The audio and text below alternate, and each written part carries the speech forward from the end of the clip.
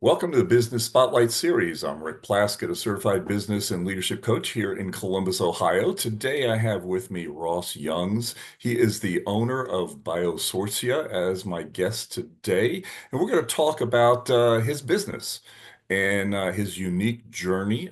He likes to say that his business is the extended startup.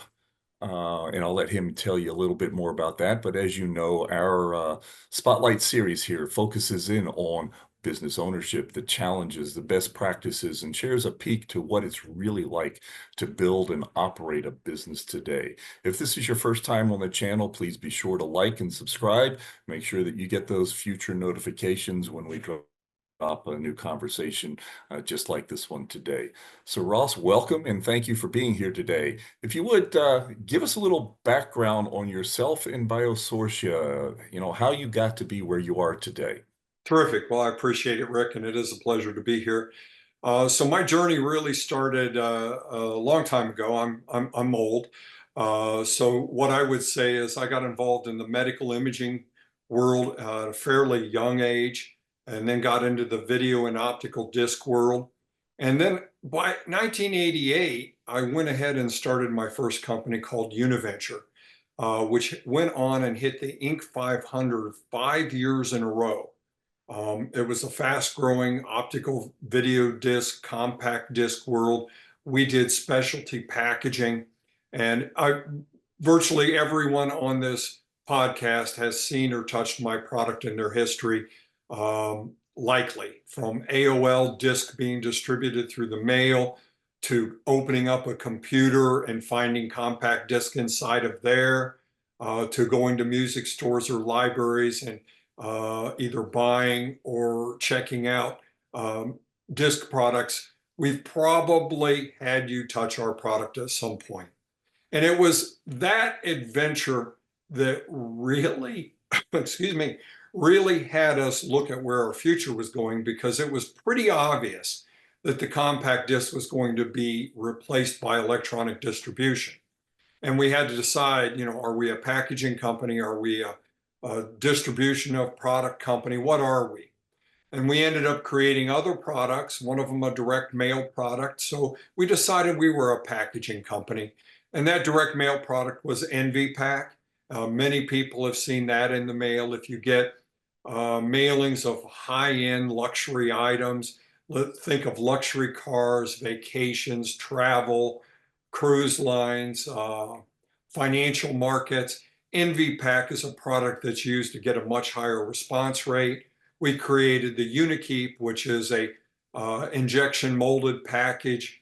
So Univenture is still moving forward as a packaging company. And one of the things we explored was bio-based plastics. So back in 2008, we really started to look at bio-based products. And it was looking at the bio-based products that took us on a whole different pivot and adventure. And that brought us into the world of collecting biomass from the natural world. And we created some technologies and formed a company called Biosorcia. And Biosorcia has been that extended startup, because what we're doing in the biotechnology area is something nobody ever expected to happen. And we're getting directly at the dark matter of biology, the hidden molecules that could be next generation drugs or agrochemical, cosmetics, energy products in a way science never thought possible. So we broke the mold in biotechnology and should have what we describe as a platform creating a massive amount of IP. And we're just getting ready to execute at scale, which drives revenue and ends up, let's say, creating the kind of deals with biotechnology companies, pharma companies, agrochemical companies that should drive Biosorcia to new heights. Super. Thank you, Ross. And in this journey with Biosorcia right now, to just so the audience understands, you're in a stage right now where you've got outside investors with you. Is that correct? We have mostly done this with internal investment dollars and then a band of angels and small family offices. But I think probably by the time this podcast goes live, we're working with an investment banker that is going to help us raise that, what we would describe as our full execution funding, which allows us to drive revenue. So we're excited about what's coming down the line right here in the next few weeks. So, Ross, right now, what is your role in?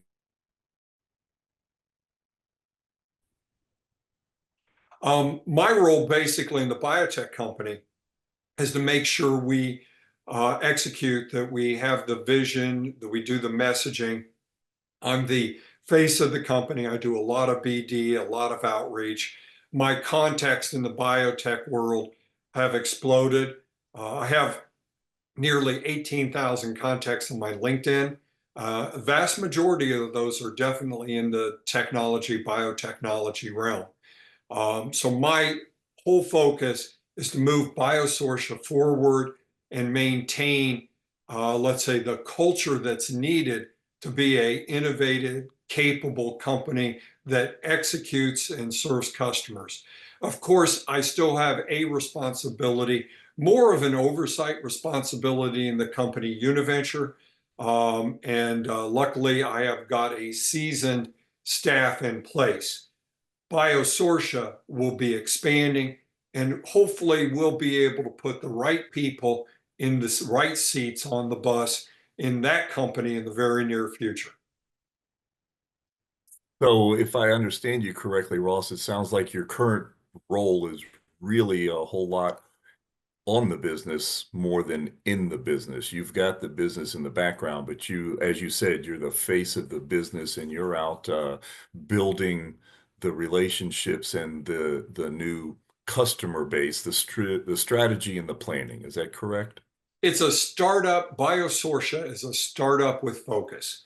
So our main goal right now is to bring biotech, early stage pharma, agrochemical companies into partnering agreements, which means they would pay upfront dollars in order for long-term assets. So we would build their pipeline. So we're looking for people that need those next generation products, whether it's therapeutics, diagnostics, in the healthcare world, or whether it extends well beyond that world into other arenas.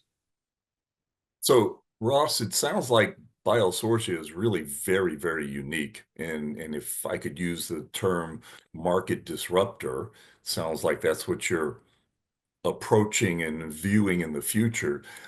Do you have any competitors? We don't have any competitors in our space, which is an advantage. But when you think about the logic of things, I think that's how we got to what we're doing, is we took a engineering cross-functional mindset to some very big problems. So let me see if I can help explain what makes us so unique. Think about, Rick, if I said to you, let's start a lithium mining company. And then the next words out of my mouth was, we're going to use this tool to mine lithium. You would have no problem being polite and say, Ross, that may be the wrong tool at the wrong scale. Well, yeah, an idiot would start a lithium mining company with something like that. Look at it this way. Microbes on this planet are dominant across all species and in the earth itself, and we're the first organisms on the earth and involved in everything. But our researchable access to microbes is so limited, it's pathetic. Less than 1% of the microbial species will even grow in a culture. So our knowledge is already relegated to that less than 1%, and only what we've tried to culture and only what we could pull out. Put another perspective on that. We only know about 36,500 molecules from microbes out of what could be tens of millions of small molecules from microbes. So we know very little about this massively productive organism on the planet. Now, why would that be important? Well, that less than 1%, those 36,000 molecules I spoke about a second ago, put half the drugs on the shelf directly, indirectly, or inspirationally.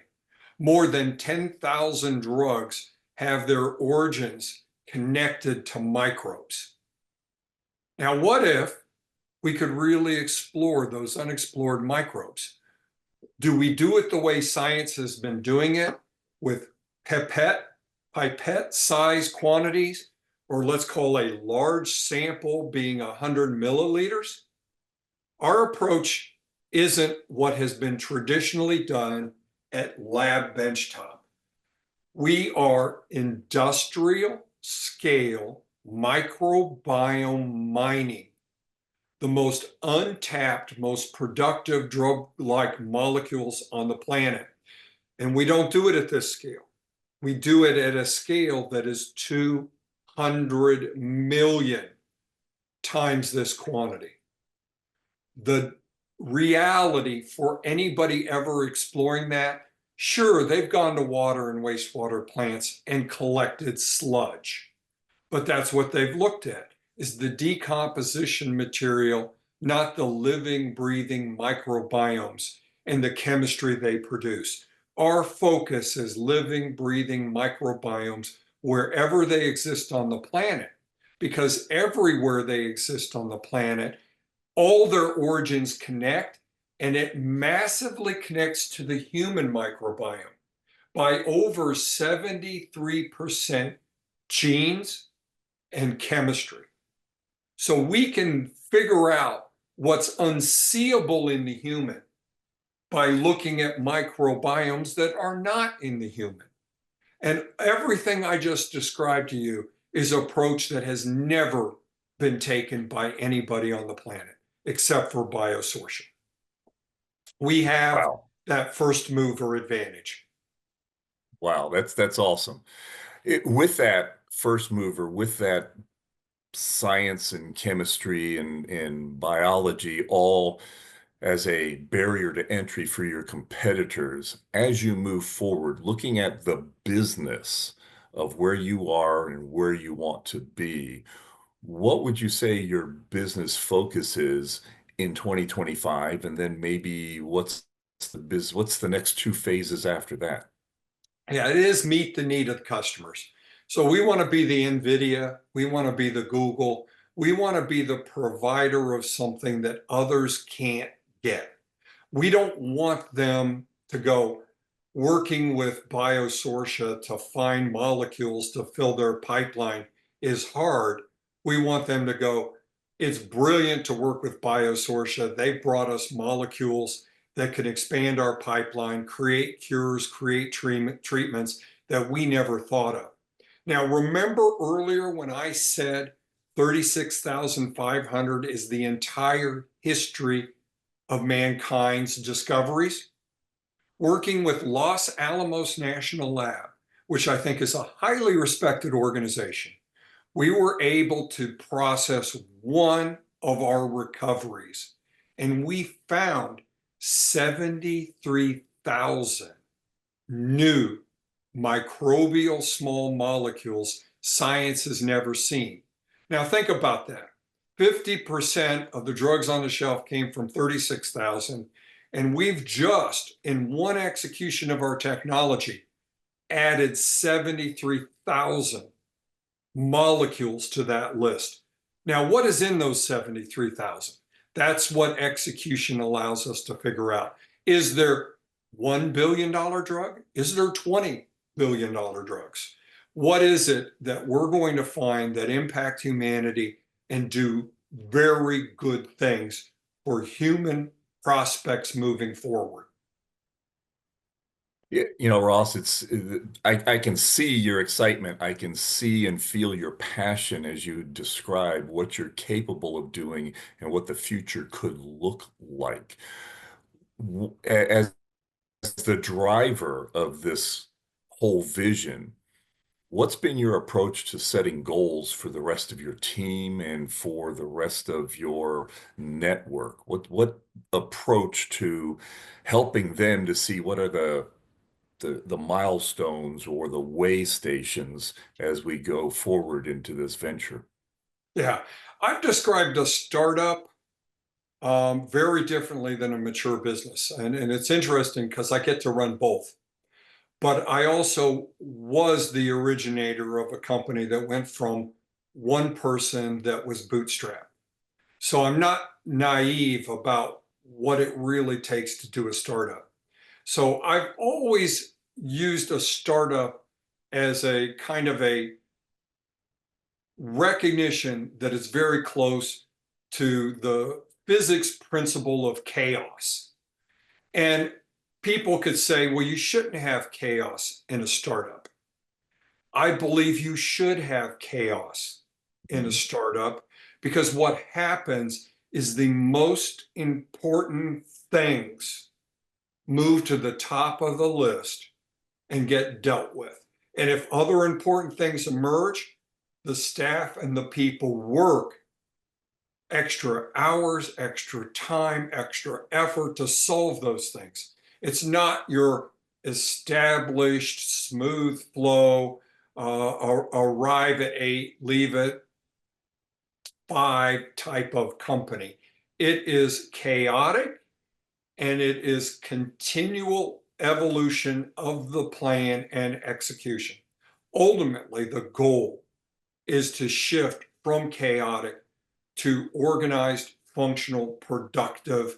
And you have got to have the systems and processes to do that. But there needs to be a recognition that you don't go buy, a $20,000 marble table for the conference room when, quite frankly, most of your meetings should be stand up rapidly, quick, and effective. So there is a dynamic about the organization at these different stages. And I embrace the move fast, get things done, make money, and continue to continually improve in every aspect. Ross, that's a perfect segue for the next section here. In order to drive forward in this vision that you have, you've got to build a super team. And in building that team, there's always the strong leadership. How would you describe your leadership style in this biosortium today? And maybe even more important than that, how do you think your leadership change or your leadership style has changed over the last few years? Yeah. So I think this time around, I'll take a lot of the lessons I learned from the last time around. Again, I will try to make sure I continually improve. So the first thing I'm going to do is hire slow. If someone's not working out, I'm going to fire fast. I want the right people, again, in the right seats. I want them to have the energy, the intrinsic motivation. I want them to be motivated to achieve just for achievement on its own. I want them to be aggressive at driving toward getting things done successfully, effectively, professionally. I want a culture where people love coming to do what they do every day. Um, I want a high performing team in every aspect and including accountability. Those are the kind of things I'm looking for. I don't have it on a piece of paper. I could probably pull it up and put it down on a piece of paper. We do have what I would describe as guidelines that help people understand who we are, what we believe, and we call those guiding principles. So we not only have a mission and we have vision, but we have guiding principles that help drive our every actions in building an organization that we're all loving to be a part of.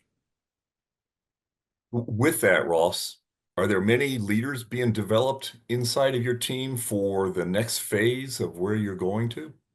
Well, when you're lacking resources, you're working with those that really want to achieve. So we've seen that even in our old startup, Univenture.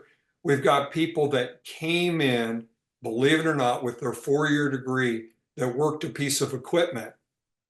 And one of those individuals is now head of finance. Now, someone could say, why in the world would anybody come in and run a piece of equipment?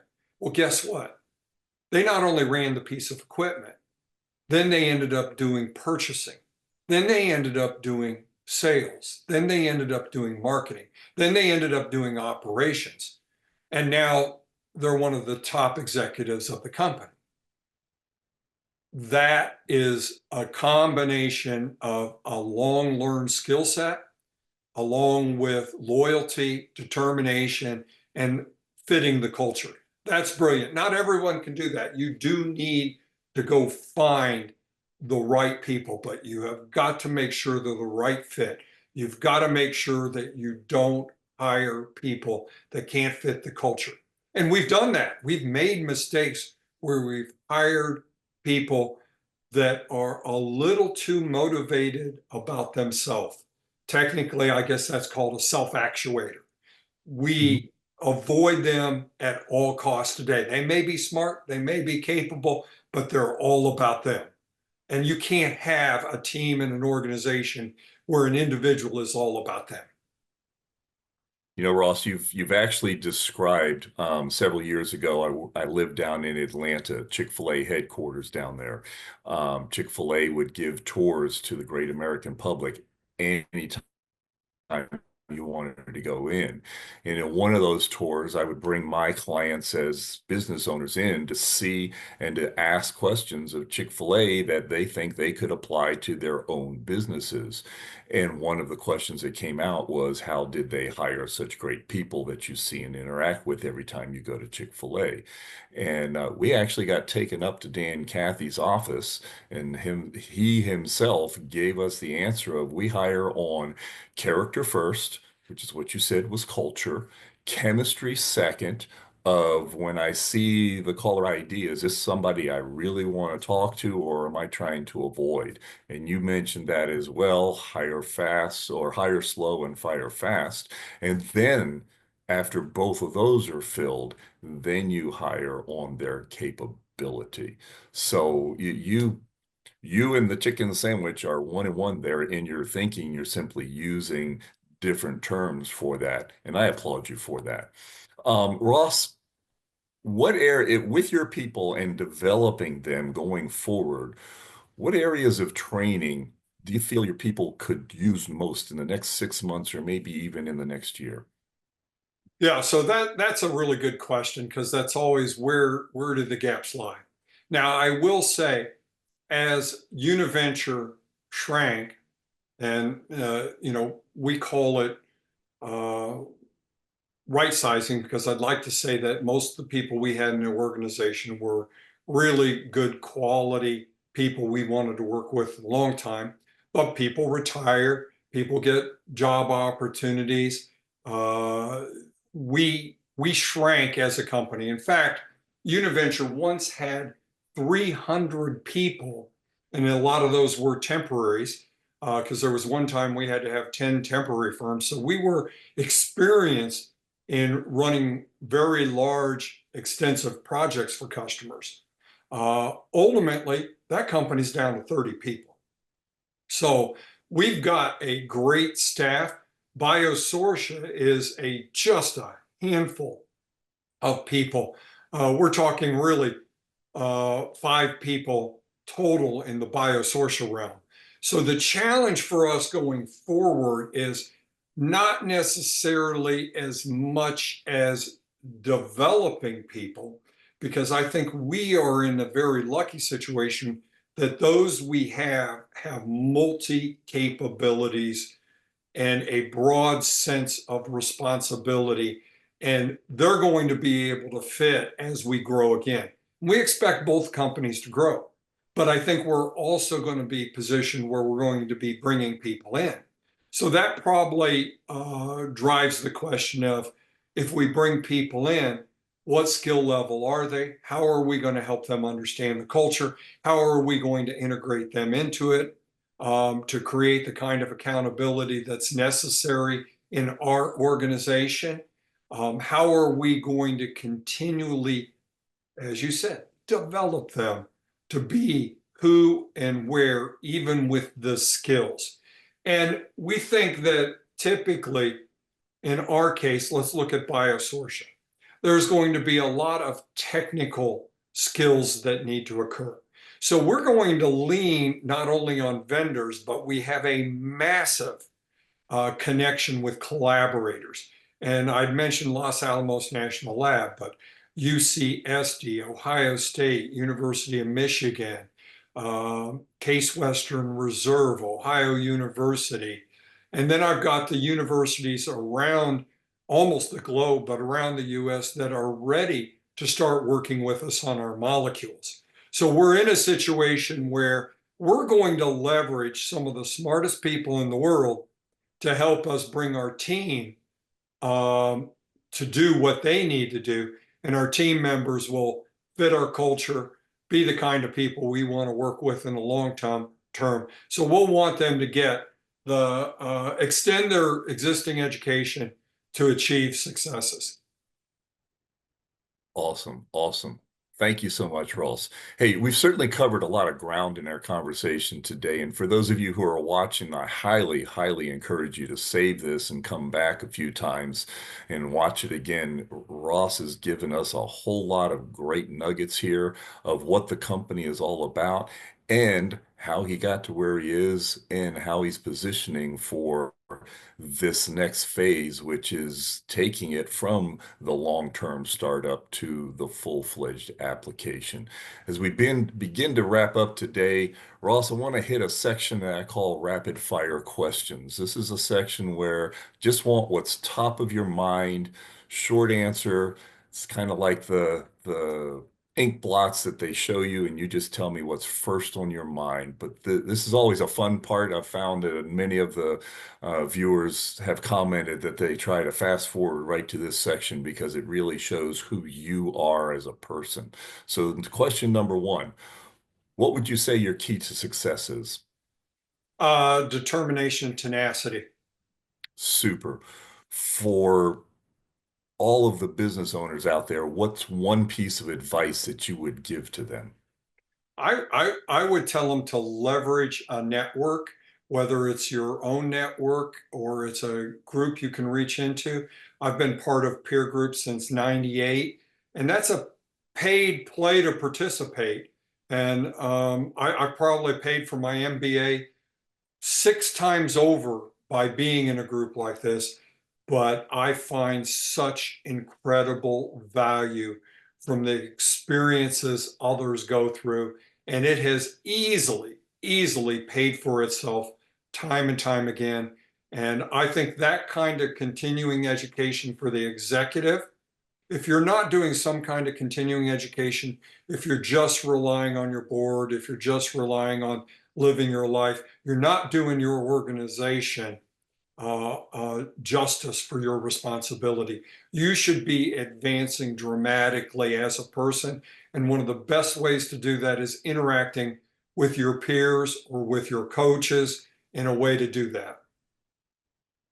You know, Ross, it's interesting. You brought up an idea that I saw someplace as college football wraps up its season. I saw a quote from Nick Saban, and he said that the average athlete seeks to hide. The talented athlete seeks to be coached, and the exceptional athlete seeks to know the truth about their abilities and then to develop those abilities. If we replace the word athlete with business owner, I think we have the same thing. Nick Saban saying exactly the same thing as you are. You know, if you want to be average, then go be average. But if you really want to be the best that you can be, then seek out to be coached, to be guided, and to grow. So Yeah, I thank you for that. that is Last so true. Yes. So last of the quick answer rounds. If there was one area of your business that you could wake up tomorrow and it would be fixed, solved, in perfect running condition, what would that one area be? For me, it would be landing those contracts and being able to publicize it. So one could say, well, Russ, you don't have the money you need to run the business. Landing those contracts, the money will come rapidly. So focusing on exactly what it takes to drive that revenue will bring me the resources I need to execute and expand, take advantage of my first mover advantage, and actually start helping researchers get the dark matter of biology that has been completely absent from their research dynamic forever. Super. Thank you.